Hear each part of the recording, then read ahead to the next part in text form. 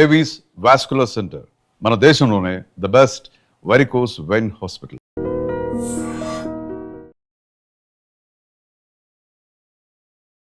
Welcome to I dream. నేను ఉదయశ్రీ. ఇప్పుడు మనతో పాటు family counsellor, public speaker Rajani Rama గారు ఉన్నారు.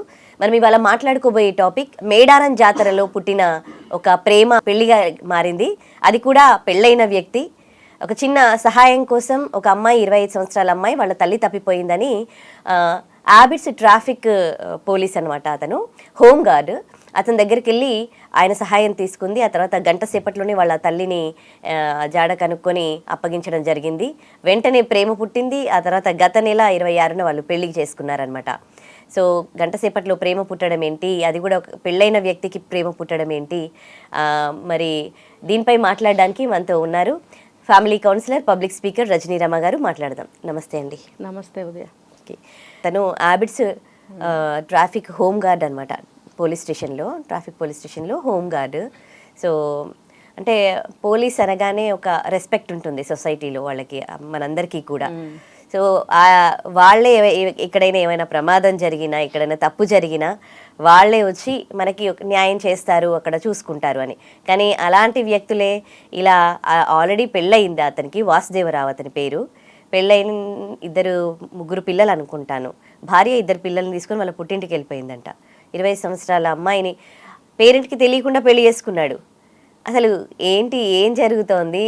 ఆ తర్వాత వాళ్ళ మదర్ ఎంక్వైరీ చేస్తే తెలిసిందనమాట పెళ్ళయిందని. అంటే పోలీస్ అంటే ఆయన జాబ్ ఉడుతుందన్న భయం కూడా ఆయనకి లేదా? వీళ్ళు ఏం బాధ్యతగా ఉంటున్నారు? అంటే ఇక్కడ అతనికి పెళ్ళయింది, 3 పిల్లలు, 2 ఆడపిల్లలు, ఒక మగపిల్లడు గమల్లో. అయితే వాళ్ళకేవో కొన్ని ప్రాబ్లమ్స్ ఉండుంటాయి.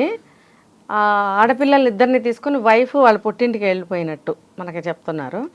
అయితే ఈ బాబుని తీసుకుని ఇతను సపరేట్గా ఎక్కడో ఉంటున్నాడు.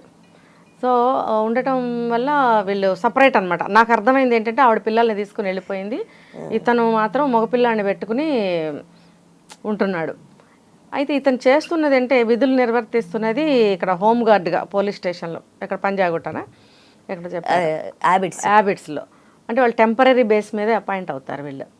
టెంపరీ వీళ్ళకి అంటే ఎంతకాలం అందులో ఉంటే ఇంకా అంతకాలమే, తర్వాత ఎప్పుడు పోతాయో ఉద్యోగాలు తెలియదు, టెంపరీ. మరి తనకి ఎందుకు భార్యతో గొడవలు వచ్చినాయో మనకు తెలియదు. బాబుని తీసుకొని సపరేట్ ఉంటున్నాడు. మేడారం జాతరకి డ్యూటీ వేసి ఉంటారు. అక్కడ డ్యూటీ విధులు నిర్వర్తిస్తున్నప్పుడు ఇప్పుడు మైక్లో అనౌన్స్మెంట్ చేస్తారు కదా, తప్పిపోయారు ఫలానా దగ్గర చెప్పండి అది ఇది అని అంటూ ఉంటారు కదా. ఆమె సహాయం కోసం ఒక ఆమె తల్లి కనిపించట్లేదు అని చెప్పి ఇక్కడికి వచ్చింది. మరి రావాలి కదా, ఎక్కడో చోట ఇన్ఫర్మేషన్ ఇవ్వాలి కదా. ఆమెకు ఒక 25 years ఏజ్. తల్లి కూతుళ్ళు వచ్చినట్టున్నారు. తల్లి ఎక్కడో తప్పిపోయింది. మరి మహాసముద్రం కదా, అక్కడ జనం బాగా ఉంటారు. ఎవరెవరు మన సొంత మనుషుల్నే మనం గుర్తుపట్టలేని ఇది ఉంటుంది అట్లాంటి క్రౌడ్లో మనకి. అట్లాంటి ఇప్పుడు పుణ్యక్షేత్రాలకు వెళ్తే ఎంతమంది దర్శనాలకు వచ్చేవాళ్ళు ఉంటారు. ఒకళ్ళు ఎవరెవరు మన వాళ్ళని మనం గుర్తుపట్టలేనంత క్రౌడ్ ఉంటుంది. ఆమె తప్పిపోయేటప్పటికి ఇక్కడికి వచ్చి కంప్లైంట్ చేసింది. ఇతను ఇందాక మీరు ఒక గంటలో ప్రేమ పుట్టడం ఏంటంటే చెప్తున్నా. సరే, ఆమెకి ఒక గంట సేపట్లోనే కష్టపడిపోయి పాపం తల్లి జాడ తీసుకొచ్చి తల్లిని అప్పచెప్పాడు. పాపం చిన్న పాప కదా ఏమో, పాపం తల్లి లేని బిడ్డ అని చెప్పేసి జత చేర్చాడు. అయితే ఇతనికి వెంటనే ఒక ఆలోచన వచ్చి ఉంటుంది. అక్కడ భార్య ఏమో వెళ్ళిపోయింది, తను ఒక బాబుని పెట్టుకుని సపరేట్గా ఉంటున్నాడు. ఈమెకు ఎవరు లేరని ఏమైనా ఇన్ఫర్మేషన్ తెలిసి ఉండొచ్చు. అంటే తల్లిదండ్రి ఉన్నారు అమ్మాయికి, ఉన్నా కూడా మరి నువ్వు చెప్పినట్టు ఆ గంట సేపట్లో వాళ్ళు ఏం మాట్లాడుకున్నారో, వాళ్ళ బాధలు, కష్టాలు, కన్నీళ్ళు. ఇప్పుడు ఎక్కడో ఒక చోట కనెక్ట్ అవుతూ ఉంటారు మనుషులు కదా, దానికి మనం చెప్పలేము. ఎక్కడ ఎలా కనెక్ట్ అవుతారనేది మనం చెప్పలేము. ఇప్పుడు ఆ అమ్మాయికి ఏం బాధలు ఉన్నాయో, ఇతనుకున్న బాధలు అయితే ఇవి. మరి భార్యకి పనిష్మెంట్ అనుకున్నాడో ఏమో, ప్రపోజ్ చేసుకున్నారు వీళ్ళిద్దరు. చేసుకున్న తర్వాత పెళ్లి చేసుకుందామని ప్రపోజ్ చేసుకున్నారు. అంటే ఇప్పుడు భార్య ఉండగా ఎటువంటి చర్చలు లేకుండా, పంచాయతీలు లేకుండా, కోర్టు ద్వారా విడాకులు లేకుండా ఇలా పెళ్ళిళ్ళు చేసేసుకుంటున్నారు చాలామంది. అంటే ఇది ఒక టైప్ ఆఫ్ పనిష్మెంట్ అని అనిపిస్తుంది నాకు. కానీ ఆ తర్వాత అయినా రిఫర్గేషన్స్ ఏమో ఆమె వెళ్ళి ఏమన్నా కేసు పెట్టినా చేసినా ఇతనికి కూడా పనిష్మెంటే కదా. ఇప్పటివరకు ఏం పెట్టలేదంట, కనుక పెట్టలేదు. అసలు ఆమె వద్దనుకుని అసలు దూరంగా వెళ్ళిపోయిందా కంప్లీట్గా, నువ్వు ఏమన్నా అయిపో నాకు అనవసరం అని చెప్పి ఆమె వెళ్ళిపోయిందా? ఆ భరోసాతోనే ఈమెకి ప్రపోజ్ చేసి పెళ్లి చేసుకుందాం అని చెప్పి గుళ్ళో పెళ్లి చేసుకున్నాడంట. పెళ్లి చేసుకున్నాడు. తర్వాత ఇతని తండ్రి అంటే ఇక్కడ చూడు, పెళ్ళి చేసుకున్న తర్వాత అంత ధైర్యవంతుడు, అంత హీరో, తెగించినాడు. మరి ఆ అమ్మాయిని తీసుకెళ్ళి కాపురం పెట్టుకోవాలి కదా, పెట్టలేదు. ఈమె మామూలుగా తన పుట్టింట్లో తనే ఉన్నది. అంటే మధ్యలో ఈమె అతని దగ్గరికి వెళ్ళడము అలా ఏదో చేస్తుంది. అతనేమో ఈ అమ్మాయి పుట్టింటికి రాలేదనే మనకు అర్థమవుతుంది. ఇది చూసి తండ్రి ఏంటి మా అమ్మాయి పదే పదే వెళ్తోంది అని చెప్పి కనుక్కొని ఆరా తీస్తే ఇది విషయం. మళ్ళీ అక్కడ ఏదో రప్చర్ అవుతుంది, ఏదో గొడవ అవుతుంది. అసలు నువ్వెవరు, నువ్వెప్పుడు పెళ్లి చేసుకున్నావు మాకు తెలియకుండా అని చెప్పి అక్కడ అవుతుంది గొడవ.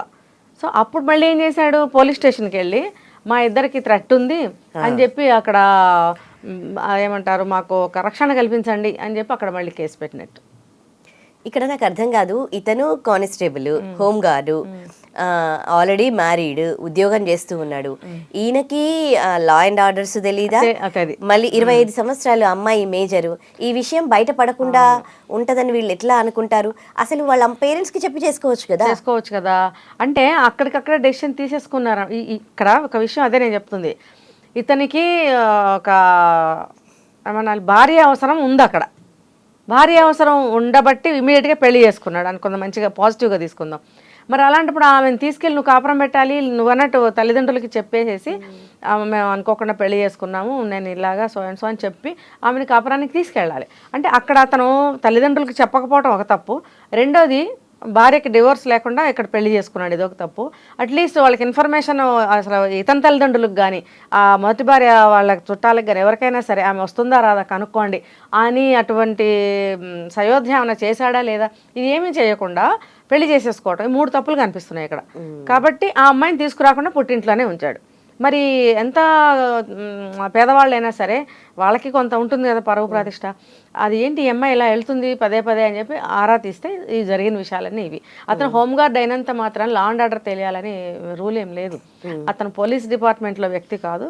అంటే ఇప్పుడు ఈ రోజుల్లో ఎవరికైనా ఎంతో కొంత తెలిసి ఉంటుంది, నాలెడ్జ్, రూల్స్ అన్నీ తెలుస్తాయి. లా అండ్ ఆర్డర్ ఎంతో కొంత అందరికీ నాలెడ్జ్ ఉంటుంది. మరి ఇతను అంత దూరం ఎందుకు ఆలోచించలేదు? కేవలం తన అవసరాన్నే గుర్తించాడు.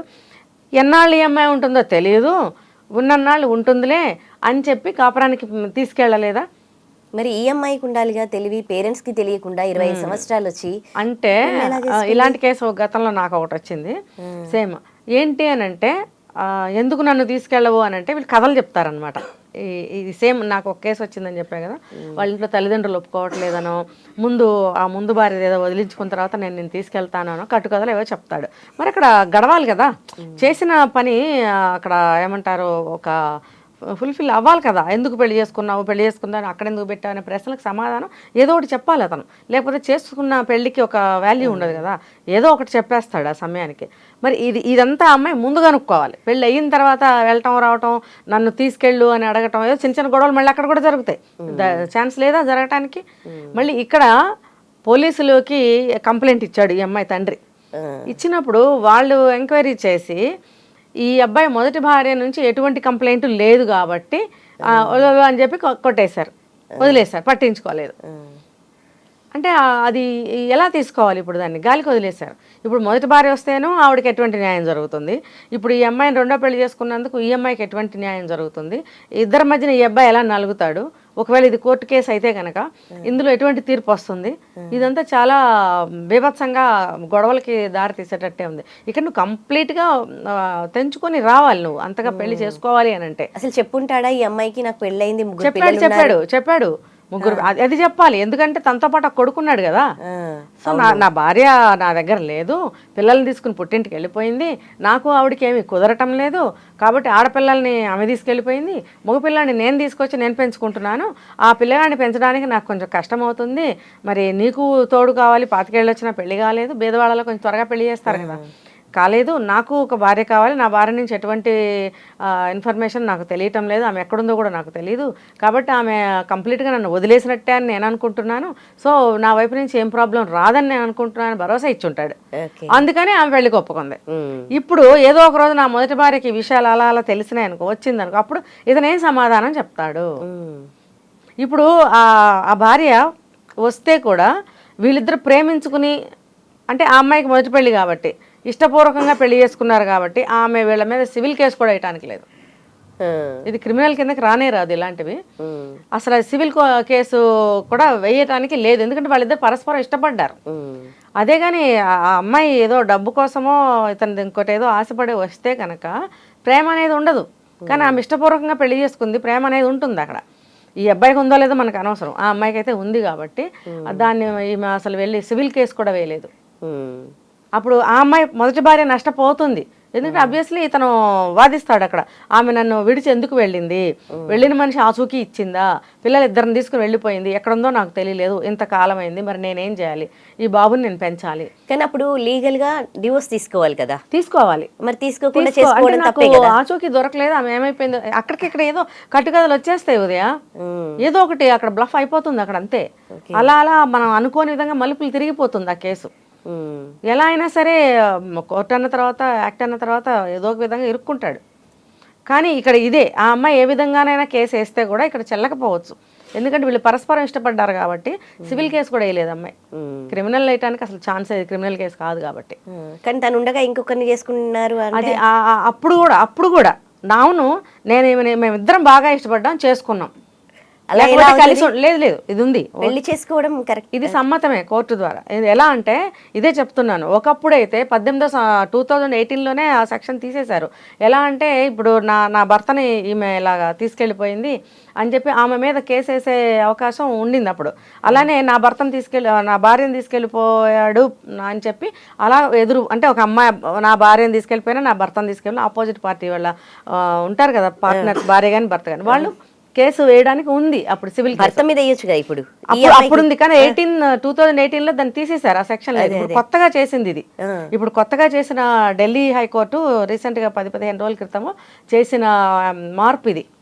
సో ఇది ఏంటంటే వాళ్ళిద్దరు పరస్పరం ఇష్టపడితే ఇటువైపు భార్య కానీ భర్త కానీ సివిల్ కేసు కూడా వేయలేరు, వాళ్ళ మీద వేయలేరు. ఎందుకంటే నీ భర్త అవతల వ్యక్తి ఇద్దరు పరస్పరం ఇష్టపూర్వకంగా ఉంటున్నప్పుడు, బాగా ఒకళ్ళనొకళ్ళు ఇష్టపడిపోయారు, కలిసే ఉండాలనుకున్నారు, ఏ ఆస్తిపాస్తుల మీద కానీ అతని స్టేటస్ మీద కానీ ఆ అమ్మాయికి కనులేదు, లేదా అబ్బాయికి కనులేదు, కేవలం ఇద్దరు ఇష్టంగా ప్రేమగానే ఉంటున్నాం అని అన్నప్పుడు ఆ ప్రేమను ఎవరు కూడా కట్ చేయలేరు.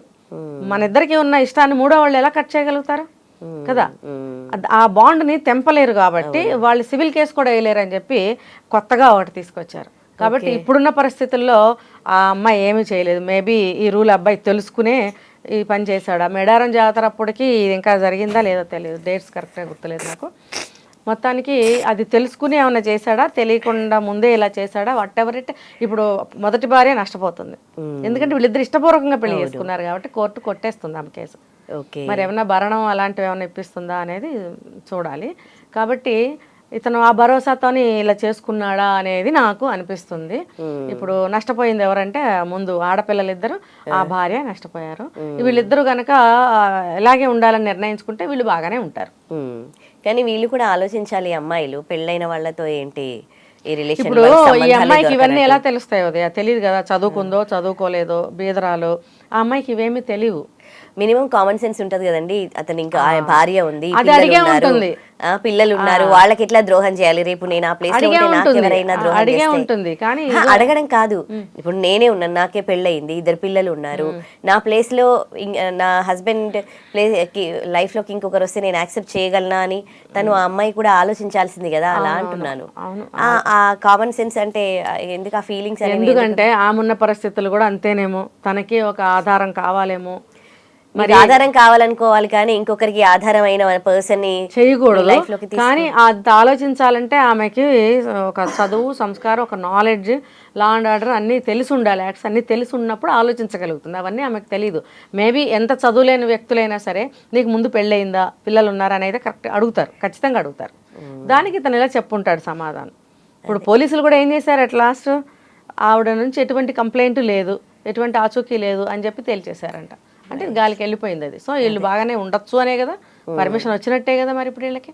కాబట్టి దీన్ని బట్టి ఏం తెలుసుకోవాలంటే, ఏ ఆడపిల్ల అయినా సరే ముందు నువ్వు అన్నట్టు కనుక్కోవాలి. అవతల భార్య అయినా అవతల భర్త అయినా సరే ఈ కొత్త చట్టాలు ఇలా మార్పులు వస్తున్నాయి కాబట్టి మనం కూడా ఎలా నడుచుకోవాలి అనేటువంటి ఒక జాగ్రత్తని తీసుకోవాలి. జీవితం ఒకసారి పాడైందంటే మళ్ళీ కష్టం అది. అంటే ఒక అద్దం లాంటిది జీవితం. ఒక పాట కూడా ఉంది, అందమైన జీవితము అద్దం లాంటిది అని ఒక సాంగ్ కూడా ఉంది. అది చిన్న రాయి విసిరినా 1000 ముక్కలు అవుతుంది. కాబట్టి జీవితం చాలా అపురూపమైనది, దాన్ని ఎవరు పాడు చేసుకోవద్దు అని ఆలోచన ఎవరు చేయాలి? పెళ్ళైన భార్యాభర్తలు చేయాలి. వీడు కాకపోతే వేరేవాడు, ఇది కాకపోతే వేరేది అని అనుకుంటే మీ జీవితాలు తెగిన గాలిపటాల్లాగా ఎక్కడికో ఎగిరి వెళ్ళి ఎక్కడో చిక్కుకుంటాయి. కరెక్ట్, చాలా మంచి విషయం తెలియజేశారు. థ్యాంక్ యూ అండి. నిజంగా ప్రస్తుతం ఉన్నటువంటి సమాజం దేనికి ప్రయారిటీ ఇస్తుంది? ఆర్థిక సంబంధాల చుట్టూ మాత్రమే తిరుగుతోంది. మళ్ళీ ఎన్నికలంగానే చాలా విరక్తి కలుగుతాను. మంచి అనిపిస్తుంది కదా, లేడీస్ కూడా ఛాలెంజింగ్ జాబ్స్ చేసినప్పుడు చాలా బాగుంటుంది.